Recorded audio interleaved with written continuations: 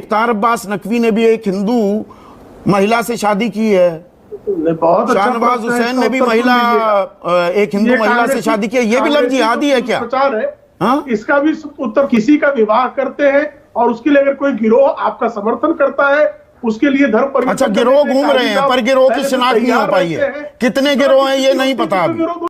Love जिहाद आखिर ये है क्या, और आज इस चीज को लेकर हमारे देश में इतना हुआ क्यों हो रहा है? आप तमाम लोग बहुत सारे न्यूज डिबेट्स में देख रहे होंगे कि इसको लेकर तू में हो रहा है। आखिर ये लव जिहाद है क्या? और मैं आप लोगों को ये भी बता दूं कि भारतीय जनता पार्टी के ऐसे बहुत सारे प्रदेश सरकारें हैं जो कि इस चीज को लेकर कानून लेके आ रहे हैं, और एक सरकार है, जी हाँ, यूपी की सरकार जो है इस चीज को लेकर कानून बना भी चुकी है। तो आखिर ये लव जिहाद है क्या? और लव जिहाद का कोई अभी तक परिभाषा भी तैयार नहीं हुआ है, लेकिन भारतीय जनता पार्टी के लोग जो है इस तरीके के कानून को बनाने के लिए बहुत बेताब है। आखिर ये है क्या? तो आज इसी को लेकर हम लोग चर्चा करने वाले हैं। तो सबसे पहले कुछ चीजें हैं जो कि मैं आप लोगों को बताना चाहता हूं।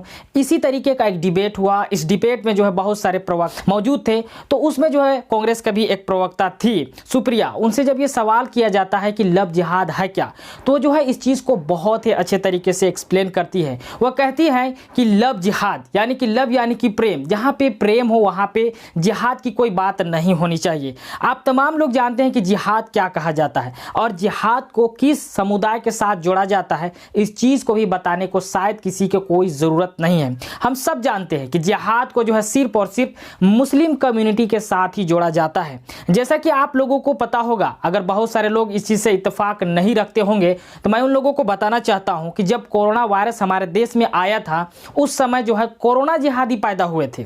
बहुत सारे गोदी मीडिया और बहुत सारे अंधभक्त जो है कोरोना जिहादी के नाम से एक मुहिम चलाए थे और किस तरीके से मुसलमानों को बदनाम करने का कोशिश कर रहे थे। ये सब चीजें आप लोगों ने अपने आंखों से देखा था और बहुत पहले की बात नहीं है। वो कोरोना जब हमारे देश में आया था उस वक्त की बात है।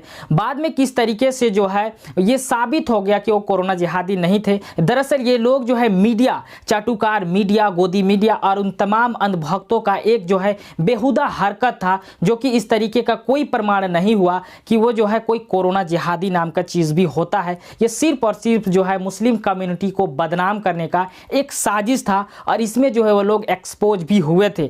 उसी तरीके से अभी जो है एक लव जिहाद नाम का चीज पैदा हो रहा है। इसके बाद जो है लव जिहाद से पहले अभी लव जिहाद आया है, और जब कोरोना जिहादी आया तो उसके बाद एक और जिहादी पैदा हुए थे। एक बहुत ही वरिष्ठ पत्रकार है, एक बहुत ही बड़े न्यूज चैनल के जो है एडिटर है, जो है मुझे नहीं पता, मैं उसके बारे में बात करना नहीं चाहता, लेकिन यहाँ पर रखना जरूरी है। वो ये कह रहा था देश का एक प्रतिष्ठा वाले संस्था IAS IPS को लेकर किस तरीके से वो बात कर रहा था, वो जो है उसको भी जिहाद से जोड़ दिया था। यानी कि हर चीज को जहां पे मुस्लिम कम्युनिटी होते हैं वहां पे किस तरीके से हर चीज को जिहाद से जोड़ने का ये लोग काम करते हैं। ये बहुत ही शर्म की बात है। उसी तरीके से अभी लव जिहाद आया है। तो जिस तरीके का बयान जो है सुप्रिया देती हैं कांग्रेस नेता, पहले आप उसे सुनिए। शब्द ही नहीं पसंद है। लव जिहाद कहां हो सकता है? जहां पे प्यार हो वहां पे नफरत कहां हो सकती है?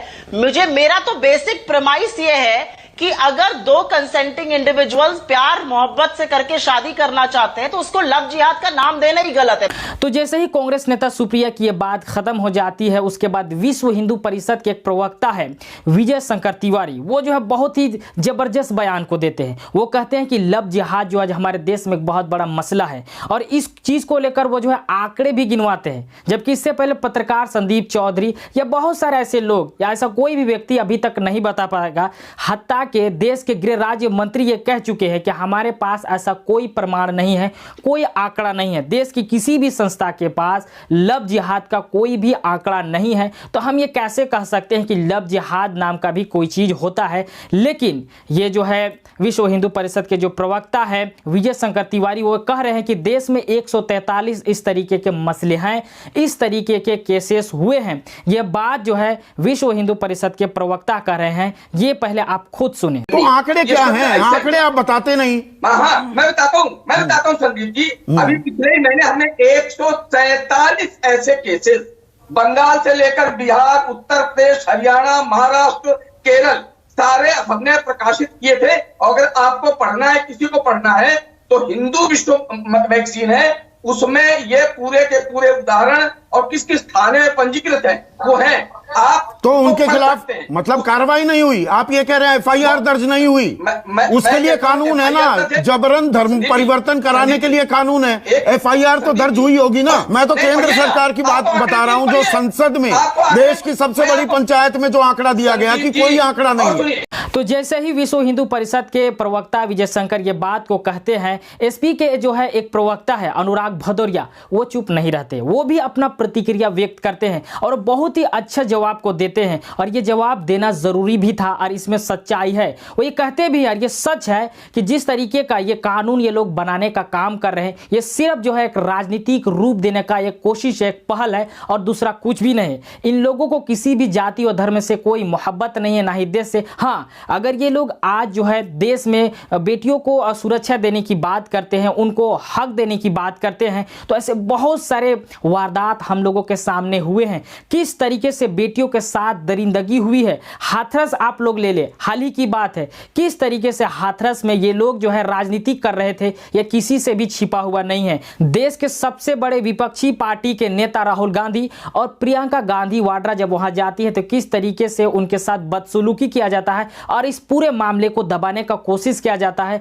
हत्ता कि जो दरिंदा था उस परिवार के साथ पूरे भारतीय जनता पार्टी के लोग खड़े हो जाते हैं और उस पीड़ित युवती को रात के अंधेरे में किस तरीके से अंतिम संस्कार कर दिया जाता है। हत्ता कि उस पीड़ित परिवार वालों को किस तरीके से जो है बंद कमरे में रखा जाता है। ये सब चीजें हम लोगों ने देखा था और वहां का जो डीएम था वो किस तरीके से उन्हें धमका रहा था, ये वीडियो भी मैंने आप लोगों को दिखाया था और आप लोगों ने बहुत सारे सोशल मीडिया के माध्यम से उन तमाम चीजों को देखा होगा। ये सब चीजें हम लोगों से छिपा हुआ नहीं है और ऐसा नहीं है कि हाथरस में ही ऐसा हुआ है, ऐसे बहुत सारे जगह है। मैं आप लोगों को बताना चाहता हूं, हाथरस के साथ बाराबंकी में इस तरीके के हुआ, जौनपुर में हुआ, हापुड़ में हुआ, उन्नाव में हुआ, लखनऊ में हुआ, बुलंदशहर में हुआ। जब आसिफा के साथ इस तरीके का दरिंदगी होता है तो भारतीय जनता पार्टी के बहुत सारे जो वरिष्ठ नेता थे वो तिरंगा यात्रा निकालते हैं और तिरंगा जैसा एक बहुत पवित्र चीज को किस तरीके से शर्मसार करते हैं। सब चीजें जो है हम लोग अपने आंखों से देखे हैं,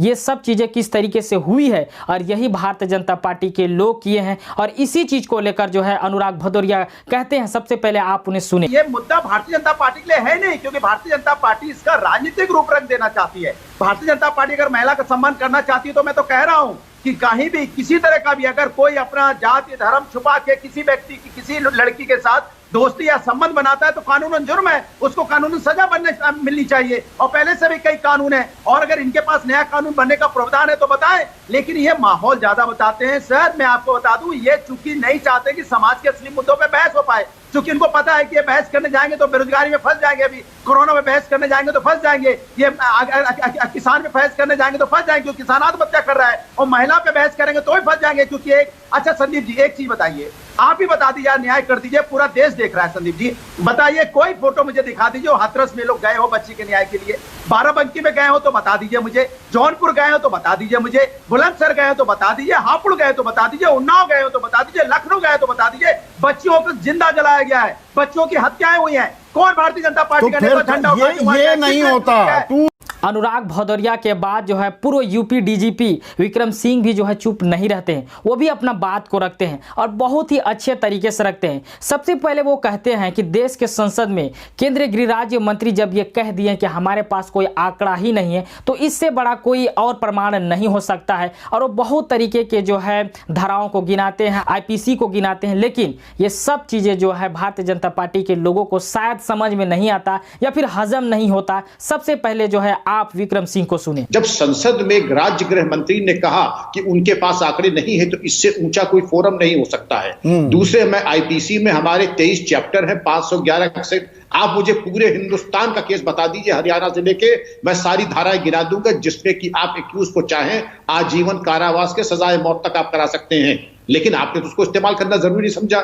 मैं जब धाराएं बता दूं, धारा 366 आईपीसी की, जो भी वर्गलाना है, धोखा देना है, यौन शोषण करना है, तो आप सब उसमें 354 से लेकर के 375 तक आप इस्तेमाल कर सकते हैं।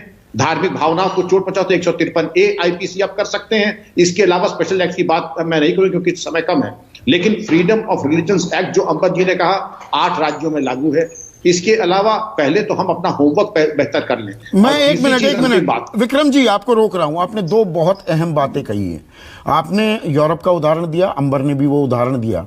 अगर यूरोप में जिस तरह से कन्वर्जन और एक चरणबद्ध तरीके से साजिशन जो किया जाता है, डराकर, धमकाकर, बरगलाकर, नशा देकर जो प्रोपेगेंडा वहां फैला रहे हैं मुस्लिम फंडामेंटलिस्ट, क्या वो भारत में हो रहा है?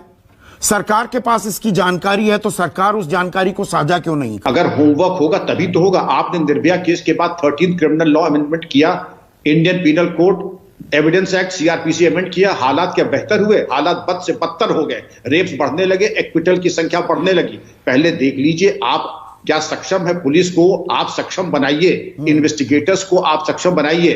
पुलिस अगर अपने पे आ जाए तो कहते हैं आशिक इश्क भूल जाते हैं, ऐसा कहर आया, आशिक इश्क भूल गए।